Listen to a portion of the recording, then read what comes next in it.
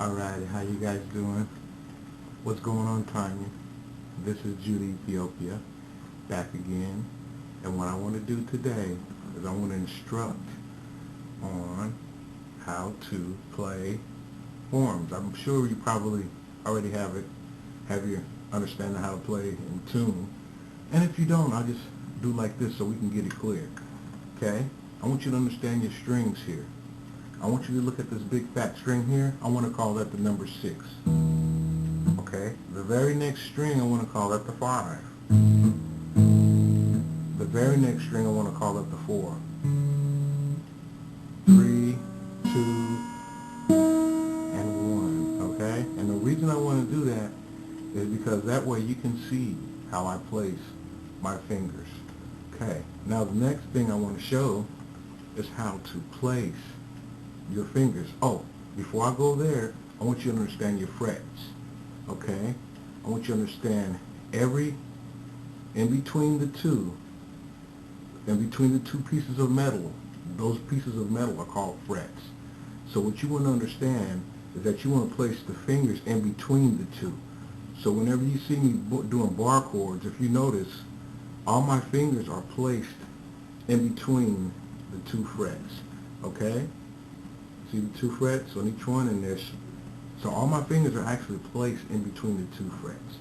So when I run the chord, there it is, you see? Okay? So that's what it is. And you have to pretty much press down when you run them. So now, with that said, I want you to understand and know, okay? What I want to do for the key of G, since this 6th string is your bass root note. So you're going to be pretty much consistent playing according to the key, according to that big bass note. So we're going to call, since this is a 440 tuning, universally guitar players play 440. Some of them alter, but mostly everybody plays 440. When you go into the guitar stores, all the guitars are tuned at 440, okay? So, since that's the case, that number 6 string is also called the E. Okay? So that way you understand why we're going to go and play it in the key of G. Since this is the E, that first fret is F, F sharp or G flat. That's called enharmonic keys because it can be named either way. And then there's your G. So since that G is your root, we're going to play that key. We're going to play that full chord in the key of G. Okay? And what I'm doing is I'm actually playing in the E form. Why is it called an E form? Because this key here, which is the key E, if you notice how my fingers are positioned, they're positioned in the E form, okay? So, but when you bring that same form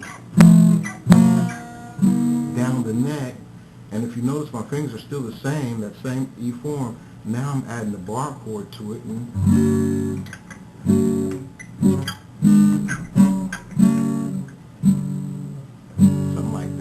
okay, and that's what it is. So that is your form. Maybe I've given you a little bit too much at one time, but that's how you do it. You're going to run an E form.